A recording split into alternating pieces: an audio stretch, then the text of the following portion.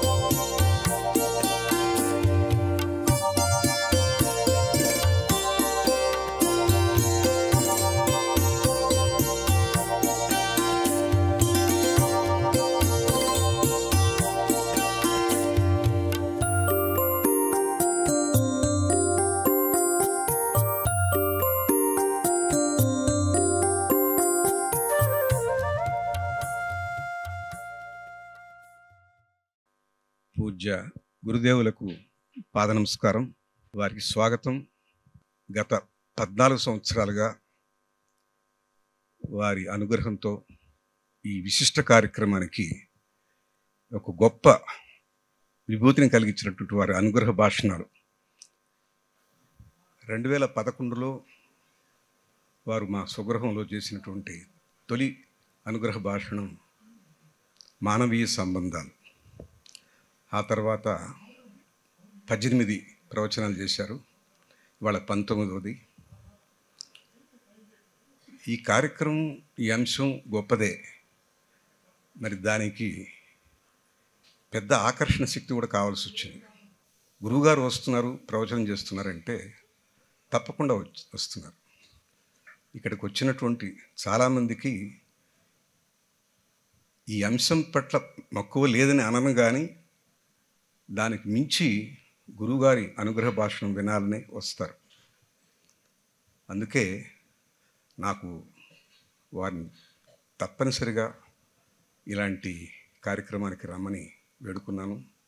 వారు పెద్ద మనసుతో ప్రతి సంవత్సరం కొంతకాలం ఒకసారే వచ్చేవారు. ఇప్పుడు 2 పర్యాయాలు వస్తున్నారు. నవంబర్ 17న మాతృవందనానికి, మే 26న మాతాపితరుల సంస్మరణ. ఈ 2 కార్యక్రమాలు వారి నేతృత్వంలోనే జరుగుతున్నాయి. వారి ప్రవచనాలు ఉద్దేశం ఏమిటంటే, అందరం మనకున్న గొప్ప వాంగ్మయాన్ని చదివే అవకాశం, అర్హత కూడా లేవు. మనం మన భాషకు దూరం అయ్యాం. ఈ కొత్త విద్యా విధానంలో ఇంగ్లీష్ చదువులే ప్రాధాన్యం సంతరించుకున్న సమయంలో తెలుగుకి దూరం అయ్యాం. సహజంగానే మనకున్నటువంటి సంస్కృతి, భాష, సదాచారం, సనాతన ధర్మం, వీటి గురించిన స్పృహ కూడా లేకుండా పోయింది. ఎవరో ఒకరు వీపు మీద చరిచి, ఇదిరా మన సంస్కృతి, ఇదిరా మన భాష, ఇది మన ఆచారం అని చెప్పేవాళ్ళు కావాలి. వారుగానే చెప్పితే వారికి ఉన్నటువంటి వాగ్వైభవం, వారికి ఉన్నటువంటి ధారణ శక్తి, వారికి ఉన్న అనుష్ఠాన బలం, వారి ఆచరణ, ఆ కారణంగా ఆ వాక్కులో సిద్ధి ఉంది, శుద్ధి ఉంది. వారు చెప్తేనే మనకు చాలా అవలీలగా జీర్ణం చేసుకోగలం. వారికి అందుకే కృతజ్ఞతాపూర్వక నమస్కారం. నా తరఫున, మా కుటుంబం తరఫున, మీ అందరి తరఫున. మీరందరూ వారి గురించే వచ్చారు నాకు తెలుసు కాబట్టి మీ అందరి తరఫున నేను కృతజ్ఞత తెలియజేస్తున్నాను.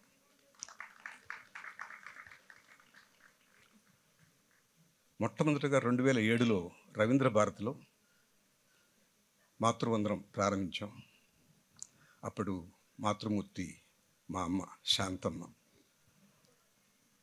ఆ తర్వాత స్వగృహంలోనే చేస్తూ వచ్చాం. ప్రారంభ దశలో నేను జూబిలీ హిల్స్లో ఉన్న సమయంలో సామవేదం వారు వచ్చారు, గరికపాటి వారు చెప్పారు, జొన్నవిత్ర రామలింగేశ్వర గారు చేశారు, తన్నికెళ్ల భరణి చేశారు. ఆ తర్వాత 2011 నుంచి నేను గురువుగారితో ఫిక్స్ అయిపోయాను. వారు చేస్తేనే అది అనుగ్రహ భాషణం, మిగతా వాళ్ళు చేస్తే ఒక గొప్ప స్పీచ్, గొప్ప లెక్చర్ అంతే. అంటే దానికి విలువ లేదన్న. నాకు ఈ అంశానికి సంబంధించినటువంటి ఒక ఆధ్యాత్మిక చింతన, ఒక తాత్విక ధోరణి, మన సదాచారం పట్ల నమ్మకం ఏర్పడడానికి వీరి అనుగ్రహ భాషణమే సరైనదని నాకు అనిపించి 2011 నుంచి ధారావాహికంగా ఒకసారి 2 సార్లు, ఒకసారి వారి ఆరోగ్యరీత్యా రాలేకపోయారు, ఒకసారి ఫ్లైట్ ఏదో ప్రాబ్లం వచ్చి రాలేకపోయారు.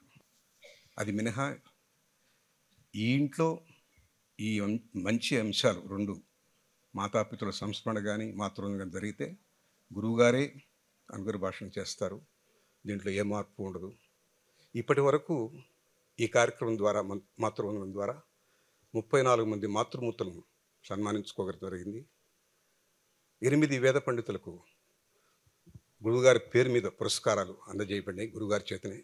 ఇవాల్టి ఈ కార్యక్రమంలో 2 మాతృమూర్తులు, శ్రీమతి అరుణా బహుగుణ గారు, ఇంకొకరు కళారాణి గారు, శ్రీమతి కళారాణి గారు, ఈ 2 మాతృమూర్తులకు సన్మానం చేసుకోబోతున్నాం. వారి గురించినటువంటి ఆడియో వీడియో చూసినప్పుడు వాళ్ళ ప్రతిభ అర్థమవుతుంది.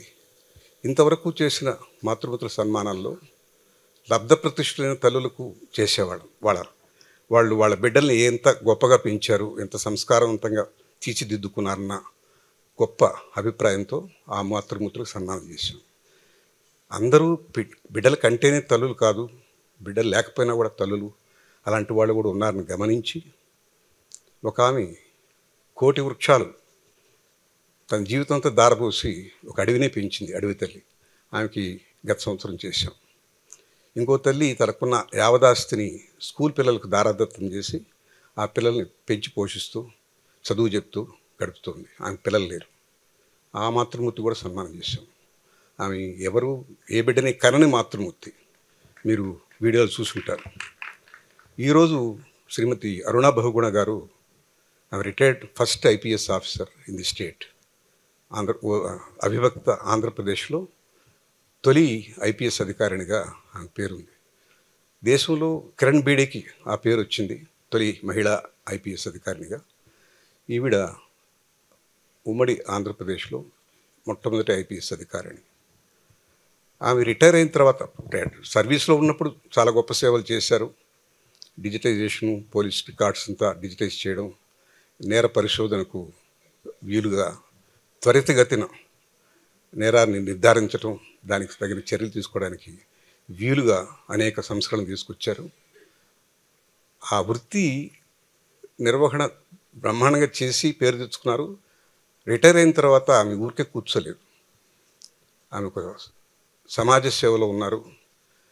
ఆహారం ఎక్కడైనా మిగిలిపోతే ఏ ఫంక్షన్స్లోనూ అన్నార్థులకి, శరణార్థులకి ఆ అన్నం పంచుతారు. ఎక్కడ ఫంక్షన్ జరిగితే అక్కడ పోయి నిల్చుకుంటారు. ఆమె ఏదైనా మిగిలితే తీసుకెళ్ళి అందివ్వాల్సిన వాళ్ళకి అందిస్తారు. అది గొప్ప సేవ. ఆమె కూడా ఇవాళ మనం సన్మానం చేసుకుంటున్నాం. ఇంకొకరు శ్రీమతి గానకళ గారు. ఆవిడది ఒక సంగీత కుటుంబం, వాగ్గేయకారుల కుటుంబం. తండ్రి గారు మహావాగ్గేయకారులు, ఆవిడ సంగీతం నేర్చుకున్నారు. ఆమెకి 2 పిల్లలకి సంగీతం నేర్పారు. మనవరాళ్ళకి సంగీతం నేర్పుతున్నారు. ఎంతోమందికి ఆ సంగీత విద్యని అనుచానంగా చెప్తూ వస్తున్నారు. కాబట్టి ఈ 2 మాతృమూర్తులు ఇవాళ 2 వేద పండితులు, వాళ్ళు వేదానికి పరిరక్షకులుగా ఉన్నారు. ఇంకొకరు మనకు చేయవలసినటువంటి విధులు, హోమాలు, యజ్ఞాలు పద్ధతిగా శాస్త్రబద్ధంగా చేస్తూ ఏమీ ఆశించకుండా అదొక సదాచారంగా భావించి, ఒక ధర్మంగా భావించి నిర్వర్తించేటువంటి వేదమూర్తులు. ఆ 2కి వాళ్ళ సన్మానం చేస్తున్నాం. ఇక మీదట ఎప్పుడైనా మీరు వస్తున్నప్పుడు మీ పిల్లల్ని తీసుకురండి, మాతృవందనం యొక్క విశిష్టత వాళ్ళకి తెలియజెప్పండి. అలా చేసినప్పుడే మన సమాజంలో మాతృదేవోభవ పితృదేవోభవ అన్న దానికి ఒక అర్థం పరమార్థం తెలిసి వస్తుంది. మనకు భావోద్వేగం ఎక్కువైనప్పుడు మాటలు చాలవు. అలాంటప్పుడే కవితను ఆశ్రయిస్తాం. అందరం కవిత్వం రాయలేము.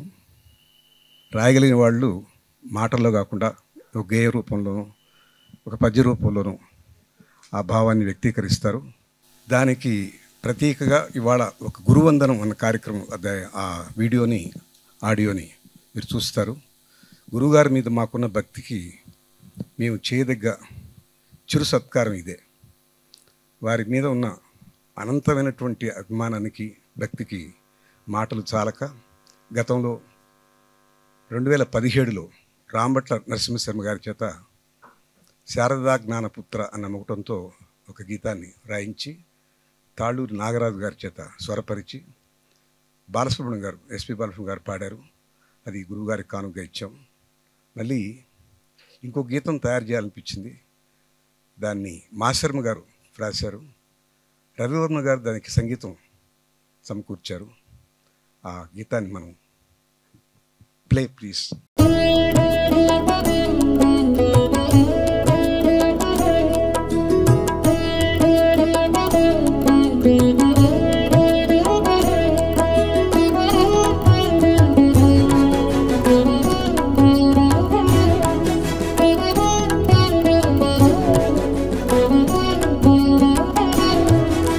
శంకరుని కృపను శంకలేని కీర్తిని పొందిన చాగంటి. శంకరుని కృపను శంకలేని కీర్తిని పొందిన చాగంటి. వాక్కు అర్థముల వంటి తల్లిదండ్రులను పొంది వాక్కు అర్థముగా వర్ధిల్లుతున్న చాగంటి. తపమేమి చేసెనో వరమింత పొందెను. తపమేమి చేసెనో వరమింత పొందెను.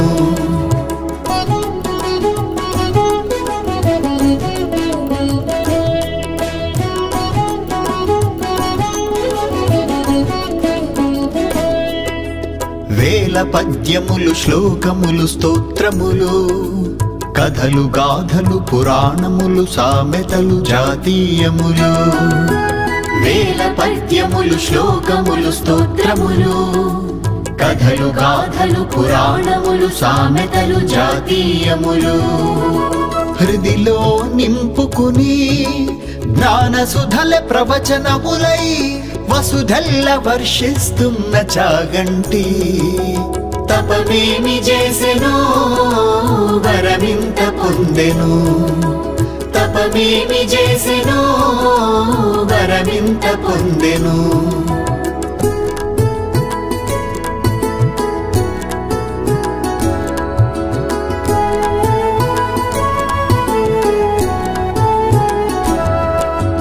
శంకరుని ఆదిశంకరుని వాల్మీకిని వ్యాసుని కాళిదాస భవభూతులను నన్నయ తిక్కన పోతన శ్రీనాథులను పొంకముగా కొలిచి లోకవ శంకరముగా అమృతధారను అందించి మనసుకింపుగా కథలు చెప్పగా కరణిని కరమున స్వరమున నింపుకున్న చాగంటి. తపమేమి చేసెనో వరమింత పొందెను. తపమేమి చేసెనో వరమింత పొందెను.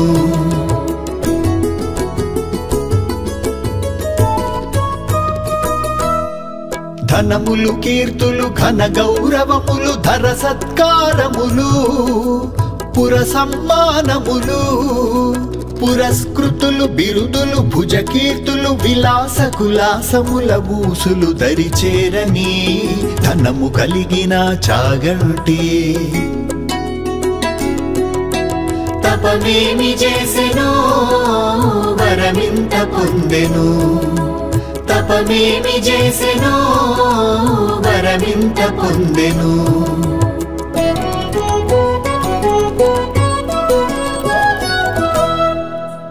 ఇంటింటి చాగంటికి ఇవే వందనములు, తెలుగింటి చాగంటికి వేల వేల చందనములు. ఇంటింటి చాగంటికి ఇవే వందనములు, తెలుగింటి చాగంటికి వేల వేల చందనములు.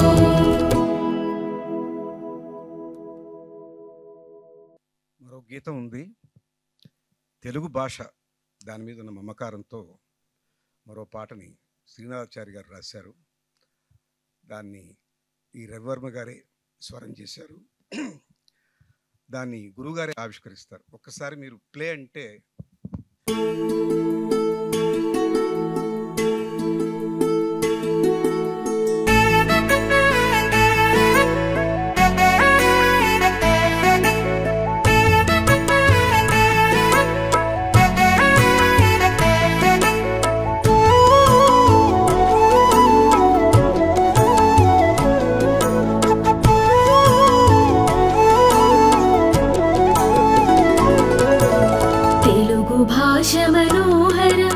తెలుగు భాష విరాజితం, తీపి పదముల తేట పథముల తెలుగు పలుకులు శుభకరం.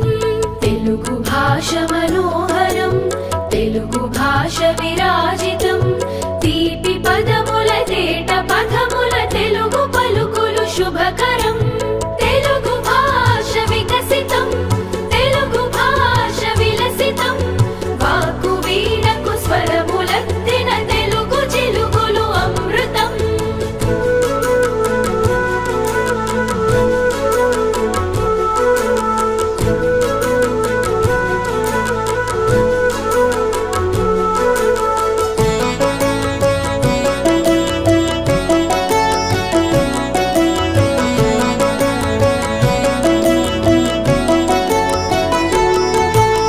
తెలుగు భాష విస్తృతం, తెలుగు భాష కవిశ్రుతం, దేశ భాషల వెప్పు పొందిన తెలుగు ఘనతలు బహువిధం. తెలుగు భాష విస్తృతం, తెలుగు భాష కవిశ్రుతం, దేశ భాషల వెప్పు పొందిన తెలుగు ఘనతలు బహువిధం. తెలుగు భాష సుభాషితం, తెలుగు భాష సుందరం, విశ్వ పౌరుల మనసు దోచిన తెలుగు సొబగులు ఉన్నతం.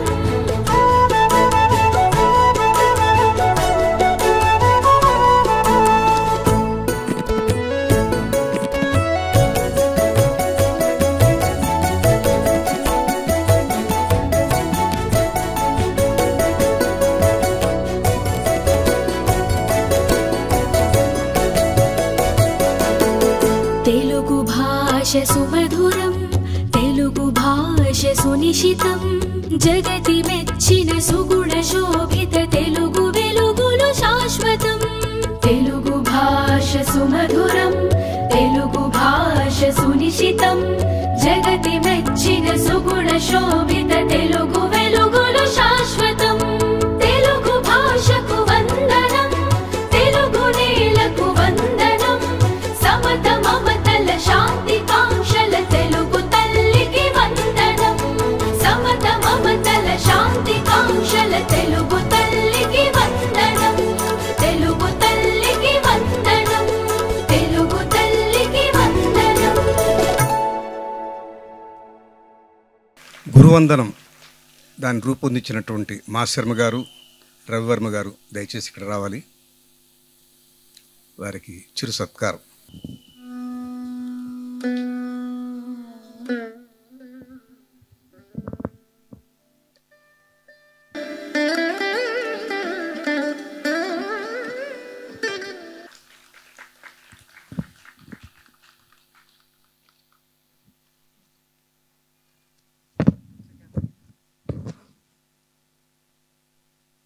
మొదటిది అభినవ దర్శనం.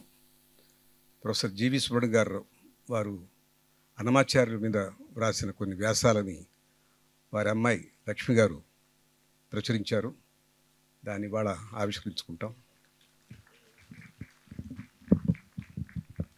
రెండవది ఆచార్య హనుమాండ్ల భూమయ్య గారు, పూర్వ ఉపకులపతి, తెలుగు యూనివర్సిటీ.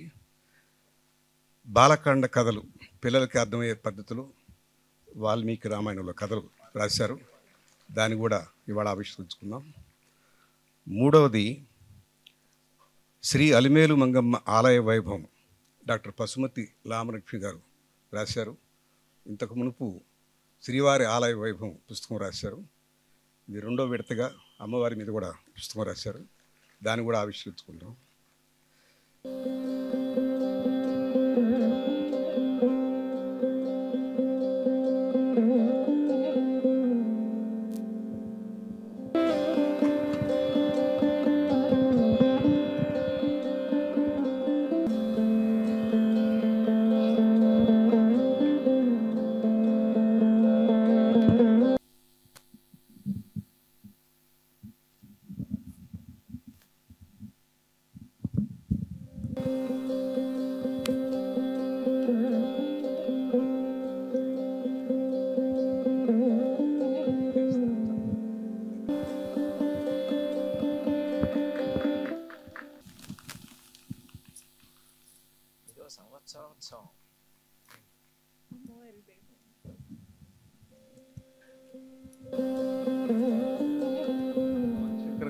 గౌరీశంకర్ గారు ఎక్కడున్నారు? సారీ, ఉమాశంకర్ గారు. భవానీనా ఉమానా ఒకరే.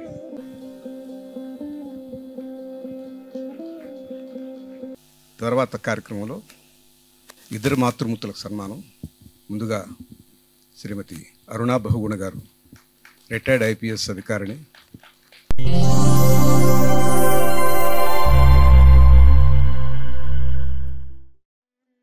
మన దేశంలో తొలి మహిళ ఐపీఎస్ అధికారిని కిరణ్ బేడి అని మనందరికీ తెలుసు.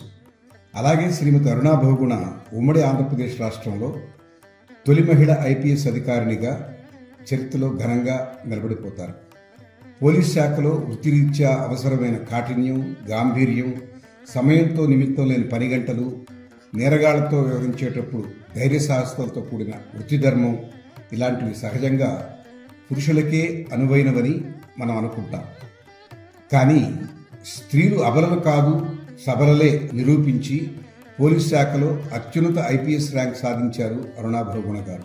విధి నిర్వహణలో లా అండ్ ఆర్డర్ పరిరక్షిస్తూనే సమాజంలోని బలహీన వర్గాలను కాపాడడానికి తన శక్తియుతులను బాగా వినియోగించుకున్నారు. సైబర్ నేరస్తులను గుర్తించడానికి కొత్త ఆవిష్కరణలకు శ్రీకారం చుట్టారు. Finger print criminal tracking system అనే కార్యక్రమం ద్వారా డిజిటలైజేషన్ పోలీస్ శాఖలో ప్రవేశపెట్టారు. పోలీస్ స్టేషన్ల రికార్డులు, ప్రొసీజర్స్ కంప్యూటరీకరించి నేరాలను సమగ్రవంతంగా, సమర్థవంతంగా గుర్తించడం, అందుకు ప్రతిస్పందన సమయాన్ని కుదించడం వంటివి వీరు చేసిన కంప్యూటరీకరణ వలన సాధ్యమైంది. మహిళలపై జరిగే నేరాలను పరిశోధించడానికి వారి రక్షణకు సంబంధించిన చట్టాలలో మార్పులు చేర్పులు ప్రవేశపెట్టే సమయంలో మహిళా రక్షణ సెల్ను ఏర్పాటు చేయడానికి ముఖ్యమంత్రి గారు ఆమెను స్వయంగా ఎంపిక చేశారు. రాష్ట్ర మానవ హక్కుల కమిషన్ ఇన్స్పెక్టర్ జనరల్గా ఆమె రాష్ట్రంలో ముఖ్యమైన పాత్ర పోషించారు. కేంద్ర పోలీస్ దళంలో మొదటి మహిళా స్పెషల్ డైరెక్టర్ జనరల్గా తిరుగుబాటుదారులు, తీవ్రవాద ప్రభావిత రాష్ట్రాల్లో నియమింపబడినప్పుడు అడవిదారుల్లో కాలినడకను విస్తృతంగా, ధైర్యంగా పర్యటించి తన బాధ్యతలను సమర్థవంతంగా నిర్వహించారు. ప్రధానమంత్రి ఆమెను ప్రతిష్టాత్మక సర్దార్ వల్లభాయ్ పటేల్ జాతీయ పోలీస్ అకాడమీకి అధిపతిగా ఎంపిక చేశారు. దాతల నుంచి సేకరించిన మిగులు ఆహారాన్ని అవసరమైన వారికి, అన్నార్థులకు పంపిణీ చేసే స్వచ్ఛంద సంస్థను ప్రస్తుతం నిర్వహించడంలో నిమగ్నమై ఉన్నారు. వృత్తిలోనూ తన ప్రవృత్తిలోనూ సేవే పరమ ధ్యేయంగా జీవిస్తున్న వారికి ఈనాటి మాతృవందనం కార్యక్రమ సందర్భంగా శాంతా వసంత ట్రస్ట్ వారు ప్రశంసాపూర్వక సన్మానం చేయడానికి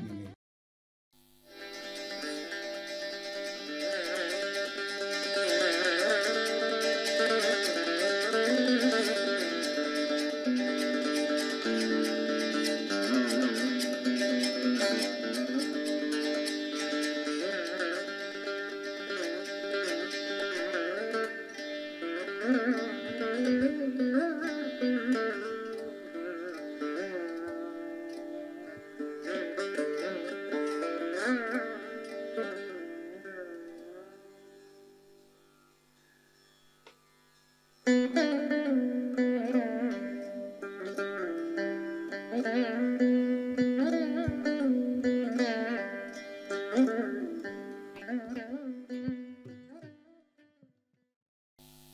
ఇప్పటిదాకా సంగీత కచేరీ చేసిన ఆ ఇద్దరు సంగీత కళాకారులు తల్లి, సంగీత గురువిని.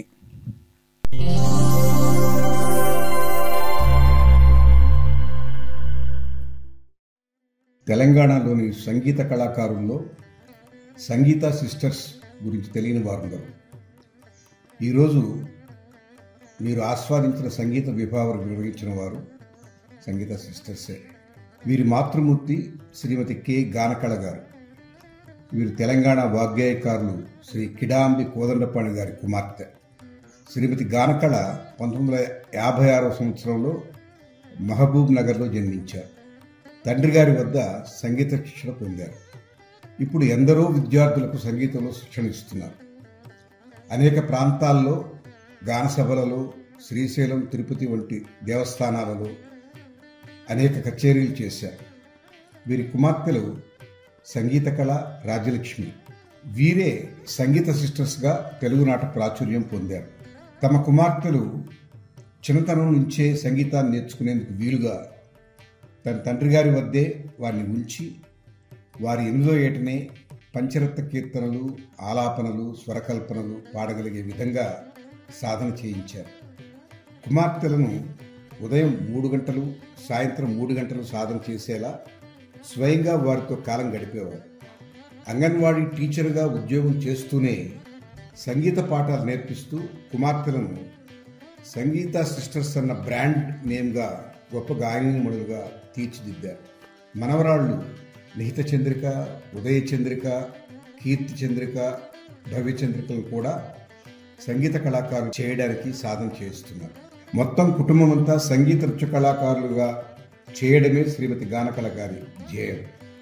అందుగా తన సమయం, పరిశ్రమ అపారంగా ధారపోస్తున్నారు.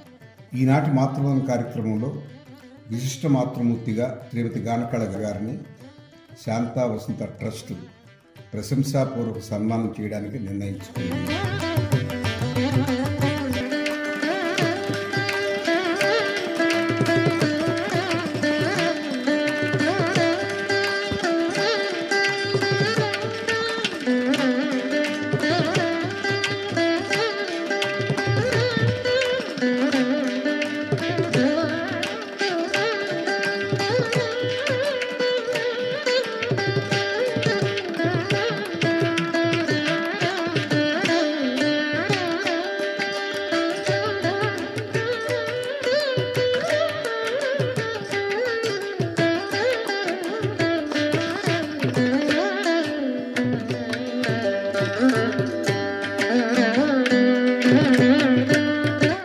తర్వాత సన్మానం వేద పండితులకు. ముందుగా బ్రహ్మశ్రీ పవన్ కుమార్ శర్మ గారు. వారి గురించిన సన్మాన పత్రం చెన్నై గారు చదువుతారు.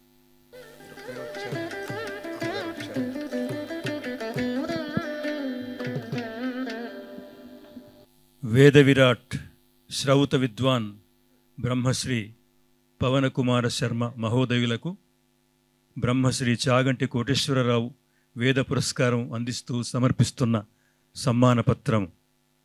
వేద విరాట్, శ్రౌత విద్వాన్ ఇత్యాది బిరుదులతో సన్మానితులైన పవన కుమార శర్మ గారి పూర్తి పేరు కూనపులి వెంకట సూర్య హరిశ్చంద్ర పవన కుమార శర్మ. 1988 నవంబర్ 7న విజయవాడలో జన్మించారు. జననీ జనకులు శ్రీమతి సావిత్రి, శ్రీ కె శ్రీరామచంద్రమూర్తి. పితామహులు సత్యహరిశ్చంద్ర చైనులు, వైదిక జీవనులు, నిత్యాగ్నిహోత్రులు, సోమయజ్ఞ విధి నిర్వాహకులు. తండ్రిగారైన శ్రీరామచంద్రమూర్తి గారు సంస్కృత పండితులు. పవన కుమార శర్మ గారు 8వ ఏట ఉపనయనం అనంతరం నాన్నగారి వద్ద సంస్కృతం చదువుకున్నారు.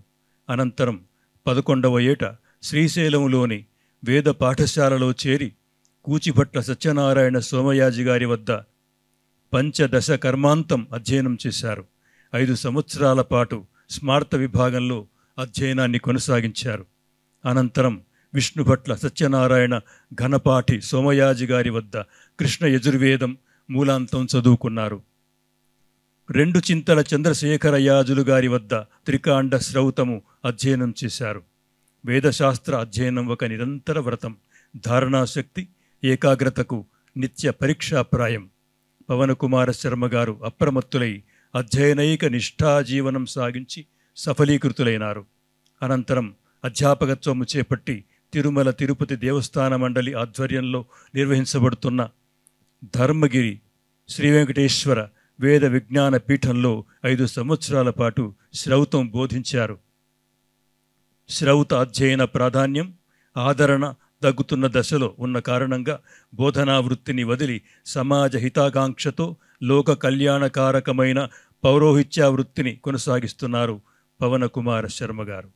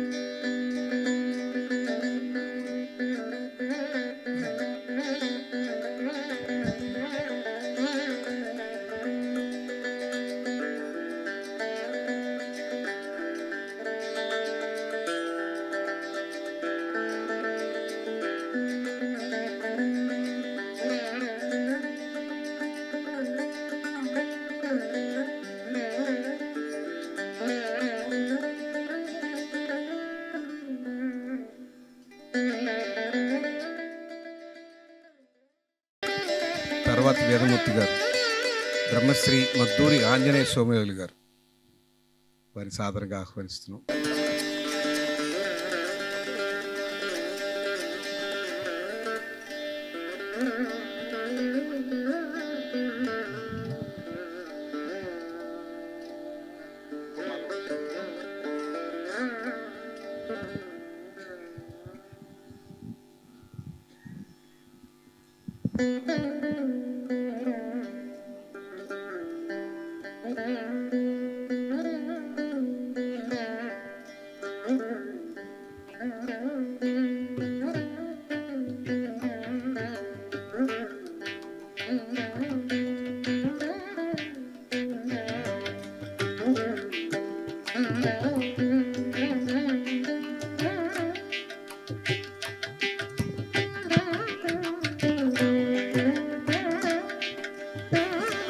సన్మాన పత్రము.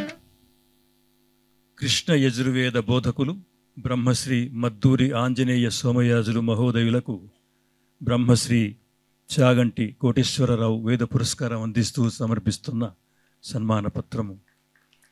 బ్రహ్మశ్రీ మద్దూరి ఆంజనేయ సోమయాజులు గారు 1940 అక్టోబర్ 10 మహర్నవమి రోజున పూర్వపు కృష్ణా జిల్లా వీరులపాడు మండలం జుజ్జూరులో జన్మించారు. తల్లిదండ్రులు శ్రీమతి సీతమ్మ, శ్రీ మద్దూరి రామరాజేశ్వర సోమయాజులు గారు. సతీమణి శ్రీమతి సోమపీతిని గారు. విజయవాడలోని కవితా పూర్ణానందం సభ, కృష్ణా జిల్లా వేద సభ, కవితా లలిత మనోహర్ వేద సభ, స్వరాజ్య స్వధర్మ సంఘం, శృంగేరి పీఠము నిర్వహించిన క్రమాంత కృష్ణ యజుర్వేదంలో ఉత్తీర్ణులైనారు. గురుకుల పద్ధతిలో ఎంతోమంది విద్యార్థులను ఈ కృష్ణ యజుర్వేద విద్యలో నిష్ణాతులుగా తీర్చిదిద్దారు. అనేక సంవత్సరాలు కృష్ణ యజుర్వేద పరీక్షకు పరీక్షాధికారిగా సేవలందించారు. 16వ ఏట నుంచి నేటి వరకు 70 సంవత్సరాలుగా యజ్ఞయాగాది క్రతువులు అత్యంత నియమనిష్టలతో నిర్వహిస్తూ పలు వేద విద్యాసభల్లో పరీక్షకులుగా వ్యవహరిస్తూ నిరంతర ధర్మ పరిరక్షకులుగా ఉన్న ఆంజనేయ సోమయాజులు గారు ఆ వంశంలో 6వ తరం వేద పండితులు. తాత యజ్ఞనారాయణ సోమయాజులు గారు శ్రౌతి, క్రమాంత స్వాధ్యాయ, జాతక చక్రవర్తిగా పేరు గడించిన వారు. ఆ ఇల్లు అనునిత్యం వేదఘోషతో ప్రతిధ్వనిస్తుంది, యజ్ఞయాగాది క్రతువులతో విరాజిల్లుతుంది. వారి వద్ద వేద విద్యనార్జించిన విద్యార్థులు విజయవాడ ఇంద్రకీలాద్రిపై వెలసిన శ్రీ దుర్గా మల్లేశ్వర స్వామి దేవస్థానం, కాణిపాకం శ్రీ వినాయక స్వామి వారి దేవస్థానం, అన్నవరం శ్రీ సత్యనారాయణ స్వామి వారి ఆలయం మొదలైన లోక ప్రసిద్ధ దేవాలయాలలో వేద పండితులుగా ప్రకాశిస్తున్నారు. ప్రస్తుతం శ్రీ పద్మావతి అమ్మవారు వేంచేసి ఉన్న తిరుచానూరులో కుమారుని ఇంట నివసిస్తున్న శ్రీ మద్దూరి ఆంజనేయ సోమయాజులు గారు తమ 86వ ఏట కూడా నిత్యాగ్నిహోత్రులుగా తమ ఇంటికి అతిథులుగా వేచేసే బ్రాహ్మణోత్తములకు భక్తి శ్రద్ధలతో ఆతిథ్యమిడి సేవించుకుంటున్నారు. వారి కుమారులు మద్దూరి మాధవ సోమయాజులు గారు కూడా తమ 7వ తరంలో పితృపాదుల పవిత్ర సంకల్పాన్ని కొనసాగిస్తూ ముందుకు సాగుతున్నారు. మనందరం ఎదురు చూస్తున్నటువంటి అమృతధార గురువు గారు ప్రవచనం. ఈనాటి సబ్జెక్ట్ కుటుంబమే శ్రీరామ రక్ష. కుటుంబం యొక్క ప్రాధాన్యత గురించి గురువుగారి ద్వారా వింటే మన కుటుంబాలు తిరిగి ఆనాటి వైభవం, ఆనాటి ఆత్మీయతలు, ఆనాటి అనుబంధాలు పరిడలు వెళ్తాయన్న నమ్మకంతో ఈ అంశాన్ని గురువుగారితో ప్రస్తావిస్తే మహదానందంగా ఒప్పుకున్నారు. వారిని విందాం.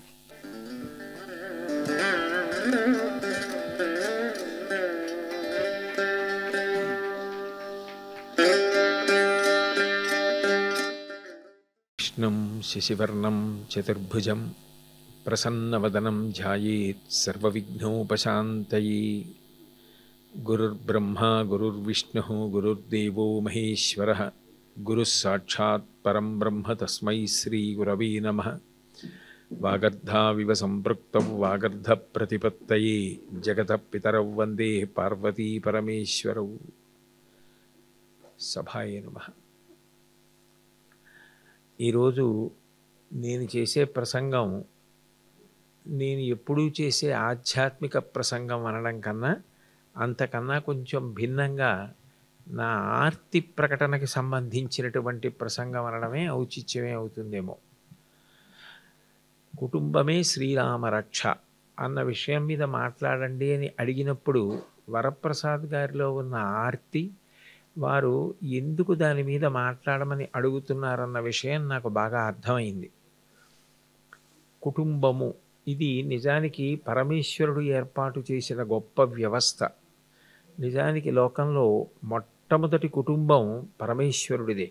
నిత్యాయ త్రిగుణాత్మనే పురజితే కాత్యాయని శ్రేయసే సత్యాయాద్య కుటుంబిని అంటారు శంకరాచార్యులు వారి శివానంద లహరిలో. మొట్టమొదటి కుటుంబం ఎవరిది అంటే పరమశివుడిదే. కుటుంబము అన్నప్పుడు దంపతులు, వాళ్ళ తల్లిదండ్రులు, 2 కొడుకులు కోడళ్ళు, 1 కూతురు, అతిథి కలిపి 10 మంది ఉన్నది కుటుంబము అని. సరే, ఇప్పుడు 10 మంది లేకపోతే కుటుంబం కాదా అన్న విషయం మీద చర్చ అక్కర్లేదు.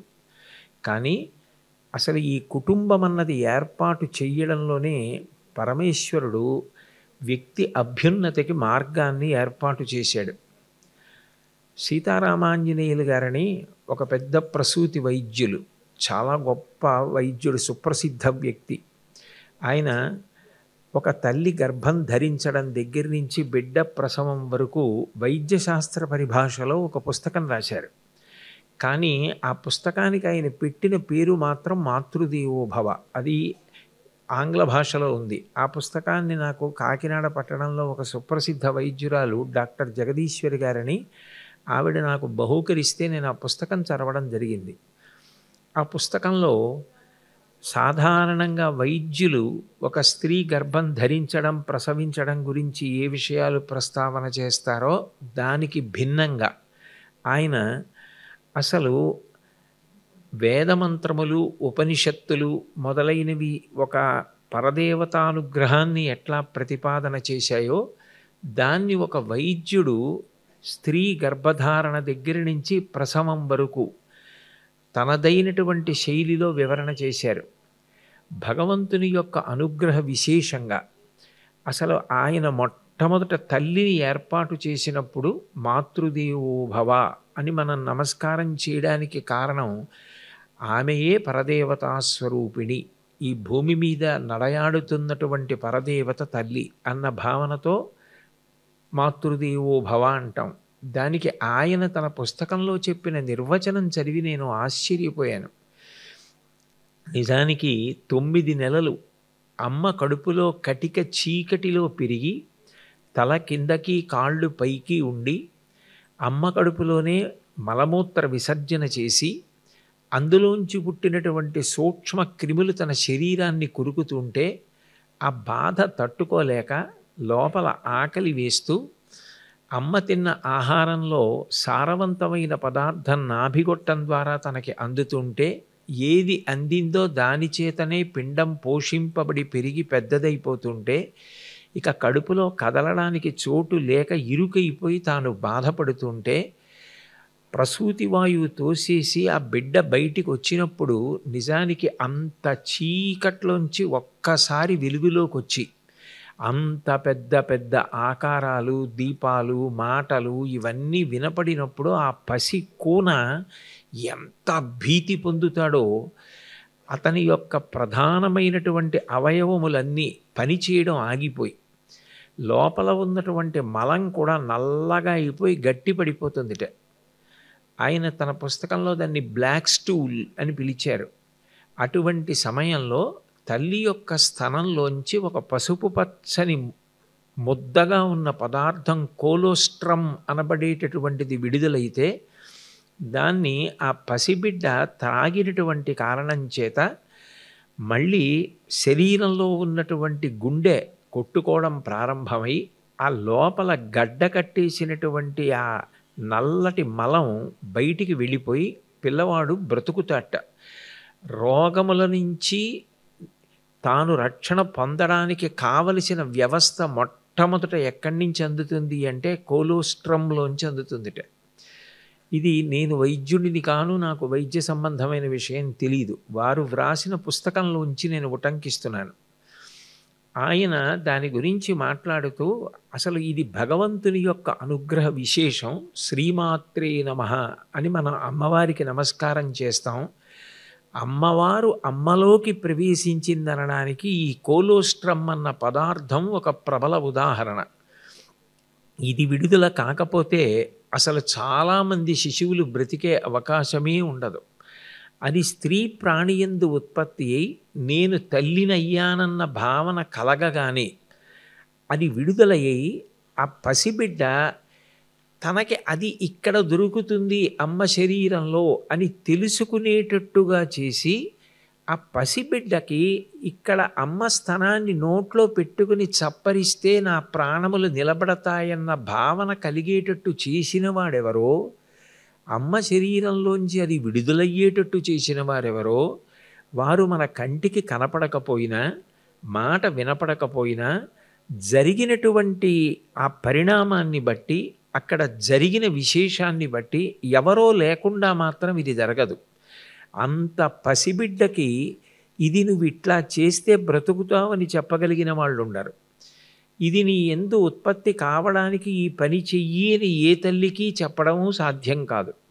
కానీ ఆ సమయంలో తల్లి యందు అటువంటి పదార్థం ఉత్పత్తి అయ్యేటట్టు అది తాగడానికి ఇట్లా చెయ్యాలని ఆ బిడ్డ మనసులో బుద్ధి ప్రచోదనం పొందేటట్టు చెయ్యగలిగిన శక్తి ఎవరున్నదో ఆమె సర్వోత్కృష్టమైనటువంటి పరదేవతయే.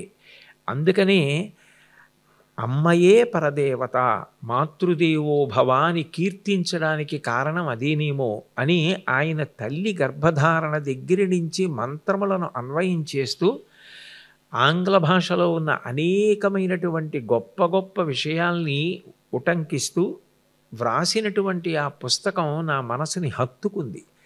ఈశ్వరుడు అసలు కుటుంబాన్ని ఏర్పాటు చేయడంలో మొట్టమొదట తల్లిని ఇచ్చాడు. ఆయన భాషలోనే చెప్పాలి అంటే తల్లి కడుపే గర్భాలయం. అక్కడే ఒక బుడగ ప్రవేశించి పిండంగా మారి సప్త ధాతువులు ఏర్పడి చర్మము, రక్తము, మాంసము, కొవ్వు, అస్థి, శుక్ల, మేధ అన్న 7 పదార్థములు చైతన్య సహితమై బయటికి వచ్చి తిరుగాడుతోంది అంటే ఏమీ తెలియనటువంటి ఆ పసికూనని అన్నాళ్ళు సాకుతోంది. అంత ప్రేమ ఆమె ఎందు పెట్టాడంటే భగవంతుడు అది తల్లితనానికే చెల్లింది. శంకర భగవత్పాదులంతటి మహాత్ములు, అంతటి వైరాగ్య సంపన్నులు, అంతటి జగద్గురువు అనేక మంది దేవతల మీద స్తోత్రం చెయ్యడం ఆశ్చర్యం కాదు. కానీ అమ్మ మీద వారు 5 శ్లోకాలు చేశారు. అందులో ఒక శ్లోకంలో ఆస్తాం తావదీయం ప్రసూతి సమయే దుర్వార శూలవ్యధ నైరుచ్యం తనుశోషణం మలమయీ శయ్యాచ సంవత్సరి ఏకస్యాపి న గర్భభారణ భరక్లేశస్య యస్య క్షమః దాతుం నిష్కృతి ఉన్నతోపి తనయత్ తస్యై జనన్యై నమః అంటారు. అమ్మకి మనం చెయ్యగలిగింది ఏది అంటే నమస్కారం. నిజానికి 9 నెలలు వికారమైనటువంటి స్థితిని పొంది కడుపు పెద్దదవుతుంటే లోపల బిడ్డ పెరుగుతూ ఉంటే అడుగు తీసి అడుగు వెయ్యడం కష్టం అవుతూ ఉంటే పదార్థాన్ని లోపలికి తీసుకోవడం కూడా కష్టమైపోతుంటే తను మళ్ళీ బ్రతుకుతుందో బ్రతకదో తెలియని స్థితిలో ఒక శూలం మీద ఆరోహణ చేయిస్తే శూలం మీద దిగబడిపోతుంటే ఎంత బాధ పొందుతారో అంత బాధ పొంది అంత రక్తం పోయి తాను ఉంటుందో ఉండదో తెలియని స్థితిలో కూడా బిడ్డకి జన్మనివ్వడానికి సిద్ధపడి నేను అమ్మనైతే చాలు, ఆయనకి ధర్మపత్నినైనందుకు ఆయన వంశం నిలబడితే చాలని బిడ్డని ప్రసవించి 9 నెలల తర్వాత పుట్టినటువంటి ఆ బిడ్డకి కృతజ్ఞత చెప్పడం చేత కాకపోయినా పరమ ప్రేమతో దగ్గరకు తీసుకుని తండ్రి కోట్లకు పడగలెత్తిన వాడైనా అన్నం పెట్టలేడు కదా, తాను పాలిచ్చి పెంచి పోషించి ఆ తర్వాత 1 సంవత్సరం పాటు తాను సరిగా నిద్రపోవడానికి కూడా అవకాశం ఉండదు. ఇటువంటి శరదృతువు హేమంత ఋతువు వచ్చినప్పుడు పిల్లవాడు మంచంలో అదే పనిగా మలమూత్ర విసర్జన చేస్తూ ఉంటే తాను ఆ తడిసిపోయిన బట్ట ఒత్తిగిలించి పడుకుని వాడి మలమూత్రములు కడుగుతూ వాడి కోసం తాను ఉపవాసం చేస్తూ వాడికి శరీరంలో కలిగే రుగ్మతలు నివారింపబడడానికి వీలైన పదార్థాన్ని తాను స్వీకరించేటటువంటి అమ్మ యొక్క రుణాన్ని తీర్చుకోవడం ఎవరికి సాధ్యం అవుతుంది? కాబట్టి నేను అమ్మకి చెయ్యగలిగినది కేవలము నమస్కారం ఒక్కటే అని శంకర భగవత్పాదులంతటి మహాపురుషులు ప్రతిపాదించారంటే అసలు కుటుంబ వ్యవస్థని ఏర్పాటు చేయడంలో పరమేశ్వరుడు తన స్వరూపంగా పరమ కరుణాస్వరూపంగా అమ్మని ఈ లోకంలో సృజించాడు. తల్లి ఎంత గొప్పదో తండ్రి కూడా అంత గొప్పవాడు. రామాయణంలో రాముడు మాట్లాడుతూ అయోధ్యకాండలో మాట అంటాడు, నా సుప్రతికరం తత్తో మాత్రా పిత్రాచ యత్కృతం అంటాడు. తల్లి తండ్రి చేసినటువంటి సేవలకి తిరిగి నేను ప్రత్యుపకారము చెయ్యగలను అన్నవాడు లోకంలో ఉండడు. ఇంకా తండ్రి రుణమైనా తీరుతుందేమో కానీ తల్లి రుణం మాత్రం తీరదు. ఈ మాట నేను కాదు అన్నది. కంచి కామకోటి పీఠానికి 68వ పీఠాధిపతులు, నడిచే దేవుడిని పేర్గాంచినటువంటి మహాపురుషులు శ్రీ శ్రీ శ్రీ చంద్రశేఖరేంద్ర సరస్వతి మహాస్వామి వారే ఒక సభలో తండ్రి రుణాన్ని ఒక హోమం చేసి తీర్చుకోవచ్చు, కానీ మాతృ రుణాన్ని తీర్చుకోగలిగిన వాడు లోకంలో ఉండడు. ఎంతకాలము శరీరంతో ఉంటాడో అంతకాలము తల్లి యొక్క రుణాన్ని పొందే ఉంటాడు. దాన్ని తీర్చడం ఎవరికీ సాధ్యం కాదు. పీఠాధిపత్యం వహించినటువంటి వారైన పూర్వాశ్రమంలో తండ్రి వస్తుంటే లేచి నిలబడి నమస్కరించాలన్న నియమం లేదు, కానీ అమ్మగారు వస్తుంటే మాత్రం లేచి నిలబడి నమస్కరించవలసినది.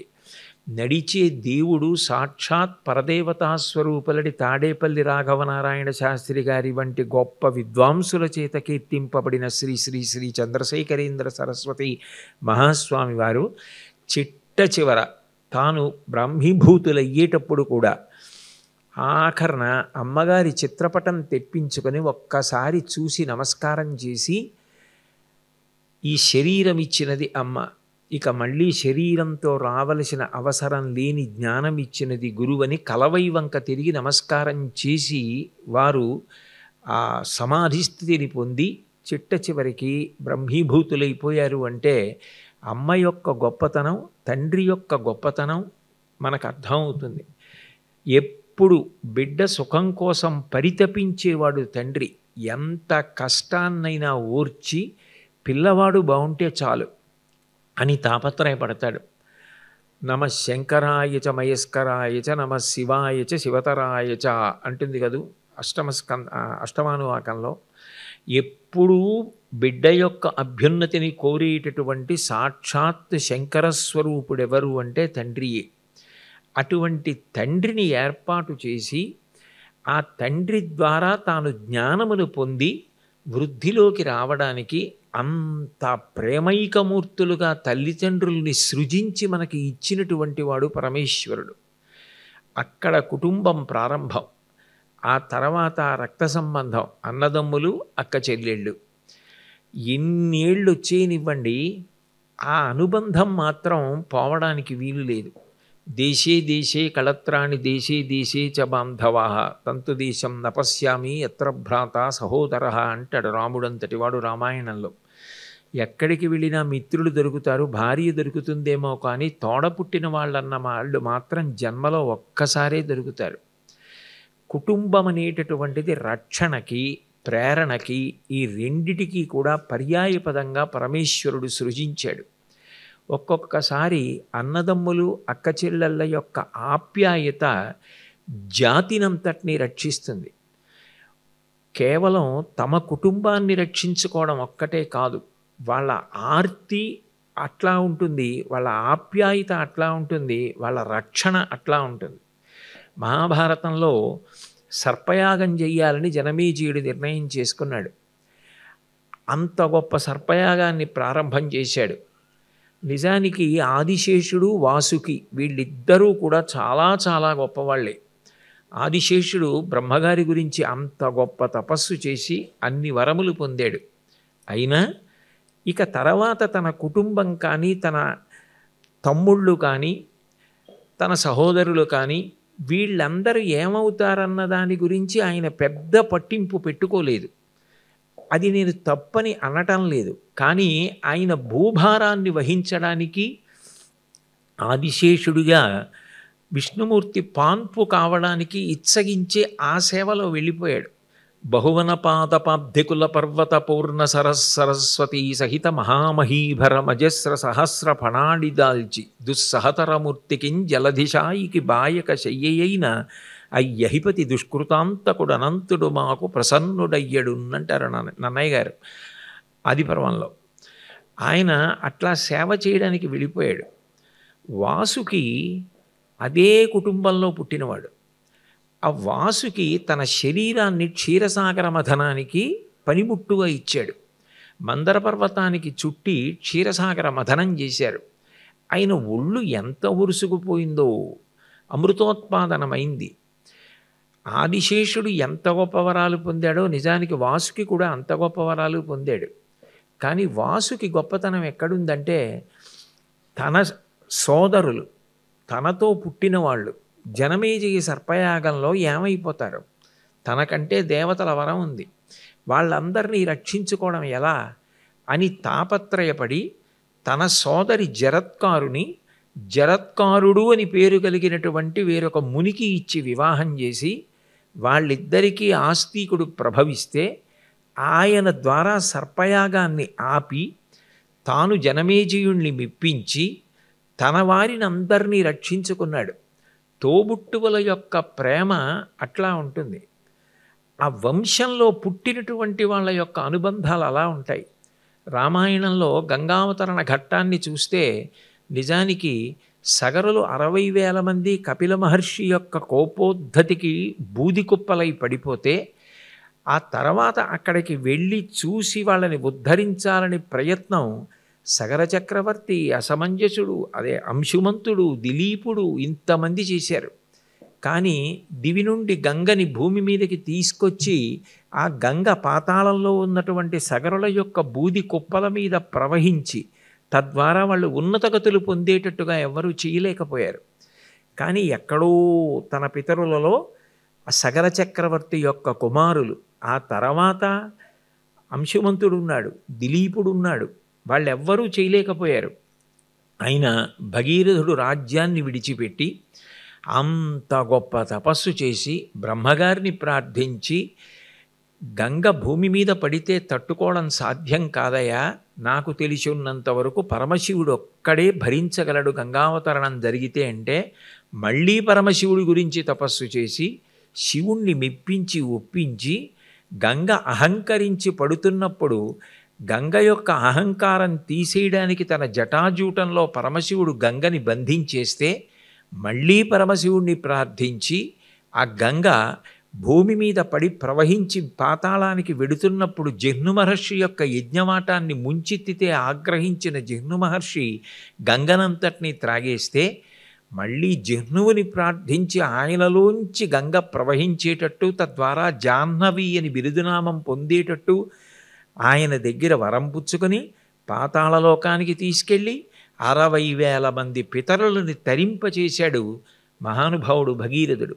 తత్కారణం చేత బ్రహ్మగారు గంగకి భాగీరథి అని పేరిచ్చారు. అంటే వంశంలో మావాడు అన్నవాడు పుట్టినటువంటి కారణం చేత ఆఖరికి మహర్షి యొక్క కోపోద్ధతికి భస్మీభూతులై పడిపోయినటువంటి వాళ్ళందరినీ కూడా తరింపచేశాడు భగీరథుడు. కుటుంబము అనేది ఒక పక్క ఆదరణకి, ఉన్నతికి అంత పర్యాయపదంగా నిలబడితే నిజానికి ప్రేరణ ఎక్కడ నుంచి వస్తుంది అంటే కుటుంబం నుంచే వస్తుంది. ఒక వ్యక్తి అభ్యున్నతిని పొందాలన్నా, పరిణతి పొందాలన్నా, గొప్ప పేరు ప్రఖ్యాతులు తెచ్చుకోవాలన్నా ఏదో ఆదర్శం ఉండాలి. ఎంతకాలం మీరు పుస్తకంలో మాత్రమే చూసి ప్రేరణ పొందగలరు? ఒక వ్యక్తిని చూసినప్పుడు మీరు పొందేటటువంటి ప్రేరణ వేరుగా ఉంటుంది. దానికి తల్లి తండ్రి ఎంత గొప్ప ప్రోత్సాహమో ఇవ్వగలరు. దానికి నిలువెత్తు ఉదాహరణ జీజీబాయి. శివాజీ సమర్థరామదాసు గారిని కలుసుకున్నప్పుడు సమర్థరామదాసు గారు శివాజీకి ప్రసాదం బహూకరించారు. ఇంటికి వెళ్ళి చూడమన్నారు. శివాజీ మహారాజ్ ఇంటికి వచ్చి సతారా కోటలో ఆ మూట విప్పి చూశారు. అందులో గుర్రపు లద్దె ఉంది, గులకరాళ్ళు ఉన్నాయి, ఓ కొబ్బరికాయ ఉంది. ఆయనకు అర్థం కాలేదు, గురువుగారు ఏమిటి ఈ ప్రసాదం ఇచ్చారని. తల్లి శివాజీకి చెప్పింది, గురువుగారు ఈ 3 ఇచ్చారు అంటే ఇందులో గురువుగారి యొక్క ఉపదేశం ఉంది. నువ్వు ఆశ్విక దళాన్ని బాగా పెంచు, గుర్రాలు బాగా నీ దగ్గర ఉండాలి.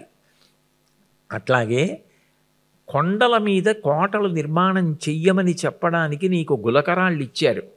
3వది కొబ్బరికాయ ఇచ్చారు. పైకి ఎంతో కఠినంగా ఉన్నట్లు కనపడితే తప్ప రాజ్యపాలన నడవదు. పైకి కఠినంగా ఉండు, కానీ లోపల మాత్రం కరుణామూర్తివై ఉండు. అది చెప్పడానికి కొబ్బరికాయ ఇచ్చారు. పైకి కొబ్బరికాయ ఎంత కఠినంగా ఉంటుందో లోపల కొబ్బరి అంత కమ్మగా తీయగా ఉంటుంది. నువ్వు అట్లా ఉండమని, అట్లా ఉండి సనాతన ధర్మ పరిరక్షకుడవై కోటలు నిర్మాణం చేసి సామ్రాజ్య విస్తరణ చెయ్యమని గురువుగారు నీకు చెప్తున్నారు, అందుకు ఇటువంటి ప్రసాదం ఇచ్చారని జీజీబాయి చెప్తే, తరువాత శివాజీ అదే పంధాలో ప్రయాణించి అంత గొప్ప సామ్రాజ్యాన్ని ఏర్పాటు చేసి సనాతన ధర్మ పరిరక్షకుడయ్యాడు. ఆ రోజుల్లో సమర్థరామదాసు గారంతటి వారు అంత బెంగ పెట్టుకున్న రోజులు.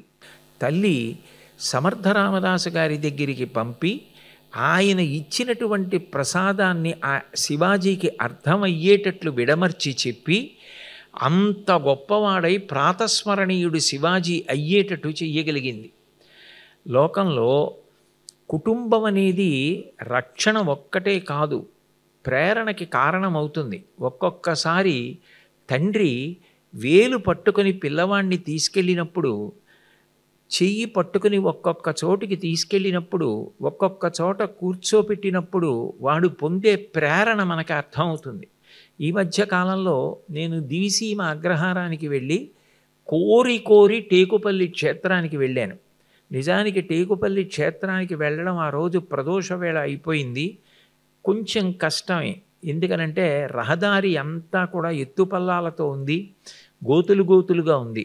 అయినా కూడా టేకుపల్లి నేను ఎందుకు వెళ్ళానంటే అక్కడ ఘంటసాల వెంకటేశ్వరరావు గారి తండ్రి గారు సూరయ్య గారు కటిక దరిద్రంలో ఉండి అక్కడక్కడ హరికథలు చెప్పి డబ్బు సంపాదించి పోషించానన్నట్టుగా కుటుంబాన్ని పోషిస్తున్న రోజులలో దొంగలు పడి ఇంట్లో ఉన్నవి కూడా ఎత్తుకుపోతే ఆయన శివలింగం దగ్గర ఇది కేవలం లింగం అనుకోలేదు, ఈయన శివుడే.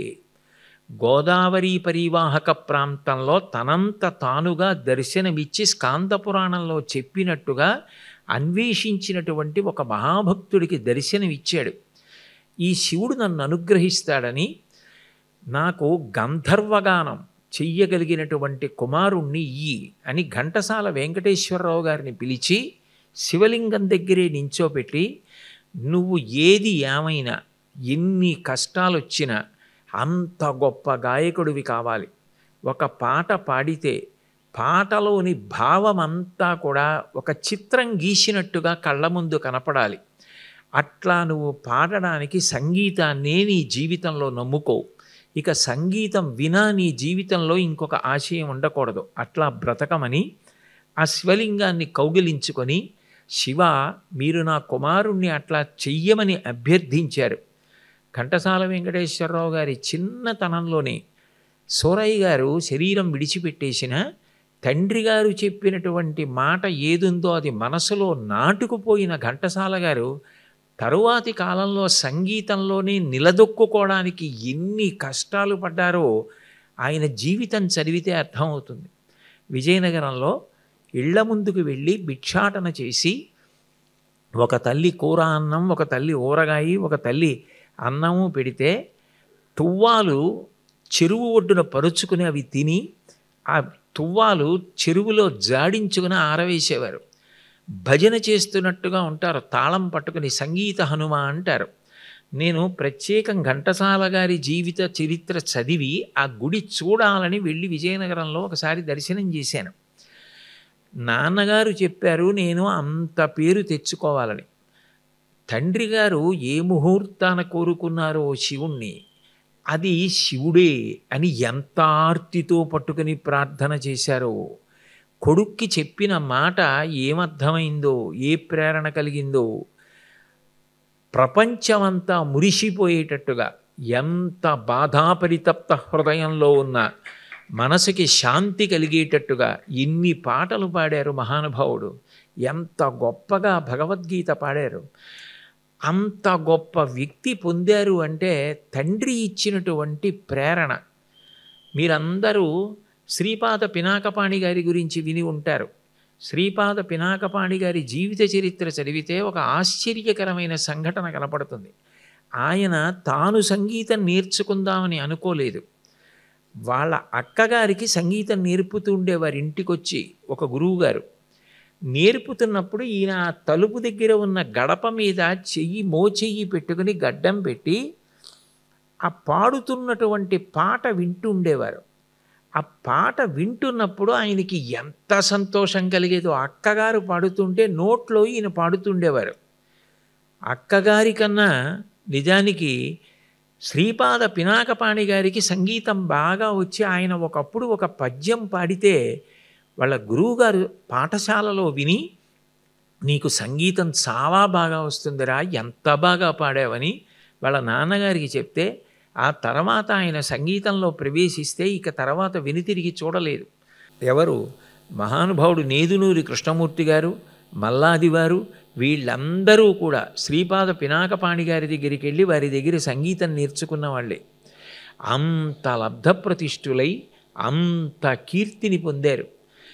తల్లిదండ్రులు, అన్నదమ్ములు, అక్క చెల్లెళ్ళు కేవలం జీవితాంతం రక్త సంబంధంగా నిలబడమే కాదు, ఆదరణ ఇవ్వడమే కాదు, ప్రేమ చూపించడమే కాదు, వాళ్ళు ప్రేరణకి కారణమవుతారు. ఎవరి యందు ఏ విభూతి నిగూఢంగా ఉందో అది ప్రకాశించడానికి కారణము వాళ్ళే అవుతారు.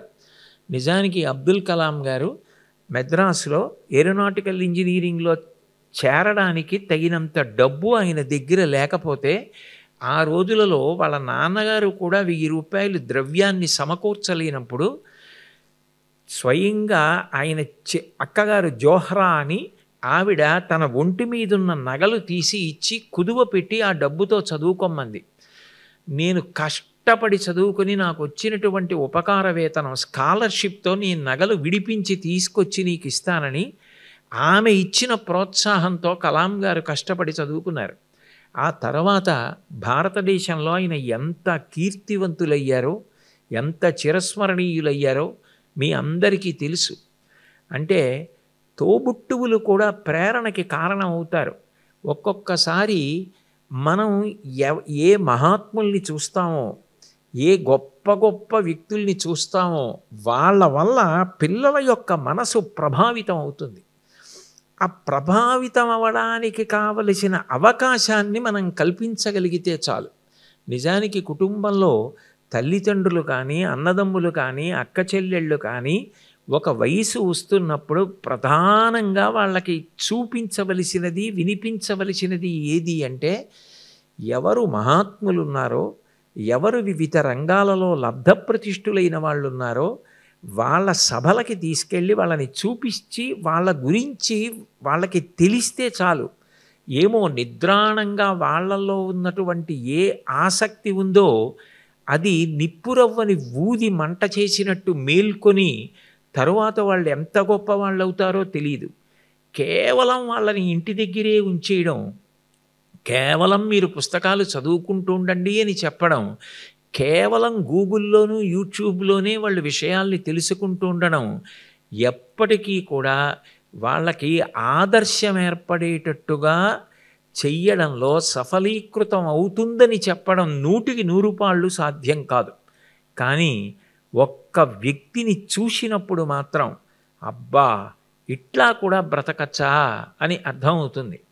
డైరెక్టర్ జనరల్ ఆఫ్ పోలీస్ చేసి ఆంధ్రప్రదేశ్కి తెలంగాణకి మొట్టమొదటి ఐపీఎస్ ఆఫీసర్ అయి ఒక స్త్రీ సమున్నతమైనటువంటి స్థానాన్ని పొందొచ్చు. పోలీస్ ఆఫీసర్గా పనిచేసేటప్పుడు అంతమంది దొంగలు, హంతకులు, నేరస్తులు గుండె ధైర్యంతో ఎదుర్కొని ఒక ఊరిలో శాంతి భద్రతల దగ్గర నుంచి ఒక దేశంలో శాంతి భద్రతలు నెలకొల్పగలిగిన స్థాయికి ఒక స్త్రీ ఎదిగిందిరా. అంత గొప్ప పదవిని నిర్వహించి పదవీ విరమణ చేసిన ఆవిడ ఇవాళ చేస్తున్నది ఏమిటో తెలుసా? నిరాశ్రయులై, నిరుపేదలై, కడుపు నిండా తినడానికి అన్నం లేని వాళ్ళు కొంతమంది, ఒక్క వేడుక జరిగితే మధురమైనటువంటి పదార్థాలు ఎన్నో వడ్డన చేసి సిద్ధంగా ఉంచితే అన్నీ వడ్డించుకుని కొంత తిని వదిలేసినటువంటి వాళ్ళు కొంతమంది. వడ్డించడానికి తెచ్చిన పదార్థంలో చాలా భాగం ఉండిపోతే దాన్ని తీసుకెళ్ళి పెంటకుప్ప మీద పడేయకుండా ఆవిడ వెళ్ళి ఆ ప్రాంగణంలో నిలబడి ఆ పదార్థం అంతా సేకరించి నిరుపేదలు, అన్నార్తులు ఎక్కడున్నారో అక్కడికి పట్టుకెళ్ళి వాళ్ళ జీవితంలో వాళ్ళ అంత గొప్ప పదార్థం కొనుక్కు తినలేరు. ఇది పట్టుకెళ్ళి అది పాచిపోకుండా, పాడైపోకుండా ఉండేటట్టుగా చూసి పట్టుకెళ్ళి పెట్టడంలో ఎంత మాతృత్వం ఉంది, నేరస్తుల్ని ఎదుర్కోవడంలో ఎంత కాఠిన్యం ఉందో అన్నార్తులకు అన్నం పెట్టడంలో అంత మాతృత్వం ఉంది. ఇదిరా జన్మంటే, ఇదిరా బ్రతకవలసిన తీరంటే అని శ్రీమతి అరుణా బహుగుణ గారి లాంటి వారిని పిల్లలు చూసినప్పుడు వాళ్ళ జీవితానికి ఒక ప్రేరణ ఉంటుంది. మనం భయపడకూడదు, ఆవిడలా మనం తయారు కావాలి. అందరిలా ఎప్పుడూ మనం ఇంజనీరింగ్ కాదు, ఆవిడలా మనం ఎందుకు పేరు తెచ్చుకోలేం? ఆవిడలా మనం ఎందుకు వరప్రసాద్ గారితో మాతృవందనంలో సత్కారం పొందలేం? నన్ను ఒక్కసారి వారి ఇంటికి తీసుకెళ్ళరా నాన్నగారు, నేను ఒక్కసారి ఆవిడతో మాట్లాడద్దా అని అడిగితే నిజంగా ఒక ఆడపిల్ల ఆవిడ దగ్గరికి వెళ్ళి, అమ్మ మీరు ఎలా చదువుకున్నారు, నాకు అట్లా చదువుకోవాలనుంది అని ప్రేరణ పొందితే ఎంతమంది అరుణా బహుగుణాగారులు తయారవుతారు సమాజంలో. కానీ దానికి ప్రధానమైన ప్రేరణ ఎక్కడ కావలసి ఉంటుంది అంటే తల్లిదండ్రులు, తోబుట్టువులు అటువంటి వారు ఉన్న ప్రదేశాలకి తీసుకుని వెళ్ళాలి. మనం వచ్చాం మంచిదే, నన్ను క్షమించండి, నేను మొట్టమొదటే ఒక విషయం మనవి చేశాను. నేను ఇవాళ కేవలం ఆధ్యాత్మిక ప్రసంగం చెయ్యడానికి కూర్చోలేదు, నా ఆర్తి ప్రకటన చేయడానికి ఈ వేదికని వాడుకుంటున్నాను అని చెప్పాను. ఈ వేదిక దగ్గరికి ఎందరో మహాత్ములు, ఎందరో గొప్ప గొప్ప వ్యక్తుల్ని కన్నటువంటి తల్లులు, బిడ్డల్ని కని అంత గొప్పవాళ్ళగా తయారు చేసినటువంటి తల్లుల్ని ఇక్కడ సత్కరించాను. గత 19 సంవత్సరాలుగా ఇంచుమించుగా వరప్రసాద్ గారు నేను అర్ధన ఖర్చు పెట్టకపోయినా కేవలం లేని పెద్దరికాన్ని నాకు ఇచ్చి ఆయన నా మీద చూపించేటటువంటి ప్రేమ తప్ప నిజంగా ఇటువంటివి చేయడానికి నాకున్న అర్హత ఏమిటి అంటే నాకేం అంత పెద్ద అర్హత లేదు.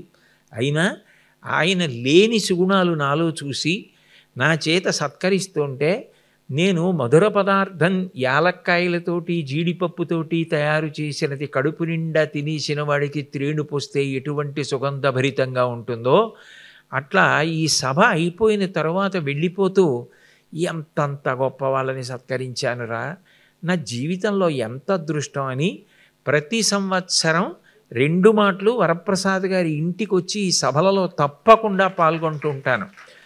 ఒకప్పుడు రవీంద్రనాథ ఠాగూర్ గారు తన పిల్లవాడు ఇంట్లో కూర్చుని ఎప్పుడో తన పూర్వీకులు ఉపయోగించినటువంటి ఆ సంగీత పరికరం ముందు కూర్చుని వాయిస్తుంటే వీడికి సంగీతంలో అభిరుచి ఉందని నల్లటి మబ్బు పట్టి మెరిస్తే ఓ కాగితం తీసుకుని కవిత్వం రాస్తుంటే పిల్లవాడిని వెన్ను తట్టి బాగా అతన్ని ప్రోత్సహించినటువంటి కారణం చేత సాహిత్యంలో ప్రపంచంలో నోబెల్ ప్రైజ్ పొందినటువంటి రవీంద్రనాథ ఠాగూర్ మనకి దక్కారు. ఇవన్నీ నోరు మొయ్యి, ఏమిటి దిక్కుమాలిన కవిత్వం నువ్వును, నల్లటి మబ్బుంది, మబ్బులో మెరుపుంది, మబ్బులో వానొచ్చింది, ఏమిట్రా ఈ కవిత్వం, ఇవే అన్నం పెడతాయి, ఇది కాదు, నువ్వు వెళ్ళి చదువుకో, హోంవర్క్ చెయ్యి అని రవీంద్రనాథ ఠాగూర్ గారి పీక దేవేంద్రనాథ ఠాగూర్ నొక్కేసి ఉండుంటే బహుశా విశ్వకవి మనకి దక్కేవారు కాదు. ఒక వ్యక్తిలో ఉన్నటువంటి మెరుపు, ఒక వ్యక్తిలో ఉన్నటువంటి నైపుణ్యాన్ని గుర్తించడం ప్రధానంగా ఎవరికి సాధ్యమవుతుంది అంటే కన్న తల్లిదండ్రులకి సాధ్యమవుతుంది, తోబుట్టువులకి సాధ్యమవుతుంది. ఎప్పుడూ ఏవో విషయాలు మాట్లాడుకోవడం కాదు, ఇట్లాంటి వాళ్ళ గురించి మాట్లాడుకోవడానికి కావలసిన నేపథ్యం ఏర్పడాలి అంటే చాలా అరుదుగా జరిగేటటువంటి సభలు ఏడాదికి ఈ మాతృవందనం కార్యక్రమంలో జరుగుతాయి. నిజానికి ఇవాళ మాతృవందనం అంటే అమ్మకి నమస్కారం. ఏమిటి అమ్మకి నమస్కారం చేశారు వరప్రసాద్ గారు? ఏమిటి ఇవాళ మాతృవందనం? ఆయన ఇవాళ అమ్మగారి చిత్రపటం పెట్టారా, పువ్వులు సమర్పించారా, ఏం చేశారు అంటే యథార్థానికి ఇవాళ వరప్రసాద్ గారి పుట్టినరోజు. ఆయన తన పుట్టినరోజుగా ఎప్పుడూ చేసుకోలేరు, ఎప్పుడూ చేసుకోరు. నేను పుట్టినప్పుడు మా అమ్మ ఎంత కష్టపడిందో, మా అమ్మ ఎంత బాధపడిందో, ఎంత ప్రసవ వేదన పొందినదో. నిజానికి పుట్టినది నేనొక్కడే కాదు, మా అమ్మ కూడా పుట్టింది. ఎందుకంటే మా అమ్మ కూడా జీవన్మరణ సమస్య ఎదుర్కొని, నాకన్నా ముందు మా అమ్మ పుట్టింది, అమ్మకి నేను పుట్టాను. నేను ఎన్ని పుట్టినరోజులు చేసుకుంటే అన్నీ మా అమ్మ పుట్టినరోజుగా చేస్తాను. అమ్మ పుట్టినరోజు అమ్మ పుట్టినరోజు. బిడ్డలు ఎంతమంది ఉంటే అంతమంది బిడ్డల పుట్టినరోజు అమ్మ పుట్టినరోజే. అందుకని ఇది అమ్మ పుట్టినరోజుగా చేసుకుంటాను. మా అమ్మ పుట్టి నన్ను నేను పుట్టడానికి కారణమైంది. నిజంగా ఎంత కష్టపడి నన్ను నేను పుట్టినప్పుడు ఆవిడ అంత శ్రమ పొందిందో అని మాతృవందనం. అమ్మ నన్నింత కష్టపడి కని నేను ఇవాళ దేశంలో ఇంత గౌరవం పొంది పద్మవిభూషణ్ పురస్కృతుడనై ఇంతమంది మన్నన పొందితే దానికి కారణం ఏ లోకంలో ఉందని ఆశీర్వచనం కాదా? కాబట్టి నా పుట్టినరోజుని నీకు నమస్కారం చేస్తున్న రోజుగా మాతృవందనంగా చేసుకుంటున్నాను అని మాతృవందనం అన్న పేరుతోనే చేస్తారు. మరొకలా అనుకోకండి, నేను కూర్చుని సలహాలు చెప్తున్నానని దయచేసి అనుకోవద్దు. కేవలం నేను మీ కుటుంబ సభ్యుడిగా ఆర్తితో చెప్తున్నటువంటి మాట. ఇటువంటి సభలకి మనం తీసుకొచ్చి ఏమిట్రా మాతృవందనం, వరప్రసాద్ గారి అమ్మగారు ఏరి, ఆవిడని ఏమైనా తీసుకొచ్చి కూర్చోబెట్టారా? లేరు, ఆవిడ పరమేశ్వరుడి యందు ఐక్యమైపోయారు. మరి అమ్మకి వందనం అన్న పేరుతో పుట్టినరోజు చేసుకోవడం ఏమిటి? అందరూ పుట్టినరోజులు ఎలా చేసుకుంటున్నారు, వరప్రసాద్ గారు ఎలా చేసుకుంటున్నారు? ఇదిరా అమ్మకి ఇవ్వవలసిన గౌరవం, ఇదిరా అమ్మ పట్ల చూపించవలసిన నిబద్ధత అని మన పిల్లలకి చెప్పిన నాడు కదా కుటుంబ విలువలు నిలబడేది. మనం మన పిల్లల్ని ఏ సభకి తీసుకెళ్లకుండా, వాళ్ళకి ఏ ప్రేరణ అందించకుండా, ఏ విధమైనటువంటి ప్రోత్సాహము ఇవ్వకుండా వాళ్ళకి ఏ ఆదర్శం నిలబడుతుంది? నిత్యాగ్నిహోత్రీకులంటే ఎంతమందికి తెలుసు? ఉపనయనమైన దగ్గర నుంచి వారు జీవించి ఉన్నంతకాలం అగ్నిహోత్రాన్ని అలాగే సంరక్షణ చేసుకుంటూ, వారి ధర్మపత్ని ప్రధాన కర్తవ్యం అగ్నిహోత్రం నిధనం కాకుండా అట్లా ఊక వేస్తూనే ఉంటారు. జీవితాంతం అగ్నిని ఆరాధిస్తూనే ఉంటారు. అంతటి పరమ పవిత్రమూర్తులు వాళ్ళు. వాళ్ళ దర్శనం సాక్షాత్తుగా గాయత్రీమాత దర్శనం. వాళ్ళ వంశంలో ఇవాళ మనం సత్కరించినటువంటి మహాపురుషుడు నిత్యాగ్నిహోత్రీకుడు. వాళ్ళ వంశం అంతా అంత గొప్పది, తరతరాలుగా అగ్నిహోత్రం చేస్తున్నటువంటి వారు. ఇవాళ ఎన్ని కుటుంబాలు ఉన్నాయి బ్రాహ్మణ కుటుంబాల్లో కూడా. అటువంటి నిత్యాగ్నిహోత్రీకులురా, ఇది మన వేద సంప్రదాయం రా. అగ్నిని అలా ఆరాధించి అగ్ని వలన వాళ్ళు శ్రేయస్సు పొందడం కాదు, అందరూ శ్రేయస్సు పొందేటట్టుగా శ్రియమిచ్చేత్ హుతాశన, అందరికీ శ్రేయస్సు కలగాలని ఇట్లా ఆరాధన చేసేవాళ్ళు ఉన్నారా. వాళ్ళని వెతికి పట్టుకుని ప్రార్థన చేసి, ఇప్పుడు ఆయన అంటున్నారు, నాకు ఈ వయసు రీత్యా నేను రాలేను అని అన్నాను, కానీ వరప్రసాద్ గారి మర్యాద మన్నన విన్న తర్వాత వారి కోసమని ఈ సభకు వచ్చాను అన్నారు. అటువంటి వారి దర్శనం ఎట్లా అవుతుంది? నిత్యాగ్నిహోత్రీకుడంటే పిల్లలకి ఎప్పుడు తెలుస్తుంది? అరుణా బహుగుణ గారి వ్యక్తిత్వం ఎప్పటికి తెలుస్తుంది? తనకి పిల్లలు లేకపోతే ఒక పాఠశాలని దత్తత తీసుకుని తన ఐశ్వర్యం అంతా పాఠశాలకి రాసేసి ఆ పిల్లల్ని పెరిగి పెద్దవాళ్ళై ఉన్నతి పొందుతుంటే వాళ్ళందరూ నా పిల్లలే అని భరోసాతో బతికేస్తున్న ఒక తల్లిని ఒక రోజున సత్కరించాం. గోపీచంద్ గారి తల్లిని ఇక్కడ సత్కరించాం. సిరివెన్నెల సీతారామశాస్త్రి గారి తల్లిగారిని ఒకప్పుడు ఇక్కడ సత్కరించాం. వాళ్ళందరూ పొందిన సత్కారం, ఒరే నువ్వు మీ అమ్మ కడుపున పుట్టినందుకు ఒకనాడు మీ అమ్మ నీ వలన సత్కారం ఇలా పొందాలి, ఇట్లాంటి కొడుకుని కన్నానని మీ అమ్మ పొంగిపోవాలి, అప్పుడు రా కన్న కడుపు ఆనందపడేది. ఇదిరా చూసావా, ఒక కొడుకు ఒక కూతురు పుట్టి తల్లి సత్కారం పొందడానికి కారణమయ్యారు. అట్లా బ్రతకడం నేర్చుకో. చూసావా ఎట్లా సత్కారం పొందారో ఆ తల్లులు. ఇప్పుడు సంగీతంలో ఆవిడ ఉన్నారు, ఆ తల్లి గానకళ. ఆవిడ పేరు పెట్టడంలోనే అసలు ఆ తండ్రికి ఎంత ఆర్తో. గానకళ అని పేరు పెడితే నేను ఆ ఏవి చూస్తున్నప్పుడు ఆశ్చర్యపోయా. తండ్రి గారు పక్కన కూర్చొని వాద్యం మ్రోగిస్తుంటే చిన్న పిల్ల పాడుతుంటే ఆ తండ్రి ఎంత మురిసిపోతున్నారో. ఆయన తంబురా పట్టు కూర్చుంటే ఆమె పాదాల దగ్గర కూర్చుని ఆ తండ్రి గారి ఆశీర్వచనం పొంది ఆయన నుండి పొందిన ప్రేరణ తన కూతుళ్ళిద్దరినీ అంత మంచి విద్వాంసుల్ని చేసి ఇవాళ సోదరీమణులన్న పేరుతో వాళ్ళిద్దరూ కచేరీలు చేస్తుంటే తన వంశంలో మనవల్ని మనవరాళ్ళని అందరినీ సంగీతంలో నృత్యంలో అదొక వటవృక్షంగా పెరుగుతుంటే నిజంగా దానికి బీజం వేసిన వాళ్ళ నాన్నగారు ఎంత ఆనందపడిపోతున్నారో. ఇదిరా కుటుంబం అంటే, ఇదిరా మనిషి బ్రతకడం అంటే, ఇదిరా మాతృవందనం అంటే, వీళ్ళురా మనుష్యులంటే, వీళ్ళు ఆదర్శవంతమైన వ్యక్తులని చెప్తే నిజంగా పిల్లలు ఎంత ప్రేరణ పొందుతారు, సమాజంలో ఎంత మార్పు వస్తుంది. వరప్రసాద్ గారి ఇంత కష్టపడి ఇన్నిటిని ఆవిష్కరింపజేసి ఇన్ని పాటలు రాయించి వీటన్నింటినీ ప్రతి సంవత్సరం ఆవిష్కరించి అందరికీ పంచిపెట్టి మృష్టాన్న భోజనం పెట్టి ఆయన ఆర్తి నాతో మాట్లాడినప్పుడు నాకు అర్థమైంది ఏంటంటే, సభకి వాళ్ళతో పిల్లలు వస్తే బాగుండునండి, వాళ్ళని చూస్తే బాగుండునండి. అరుణా బహుగుణ గారి లాంటి వాళ్ళని ఆడపిల్లలు చూసి ఆవిడ ఇంటికి వెళ్ళి మాట్లాడాలండి. ఆ పిల్లలు, అమ్మ మీరు ఎంత ధైర్యంతో ఆ రోజులలో ఐపీఎస్, ఇప్పుడు కాదు ఆ రోజులలో, ఆవిడ ఇప్పుడు పదవీ విరమణ కూడా చేశారంటే ఎప్పుడు దాదాపు ఒక 40 సంవత్సరాల క్రితం ఐపీఎస్కి ఒక ఆడపిల్ల సిద్ధపడడం ఎంత గుండె ధైర్యంతో చేశారమ్మా, మాకు మార్గదర్శనం చేయండి, మీలా చెయ్యాలనుంది మాకు అంటే ఆవిడ ఎంత సంతోషిస్తారు.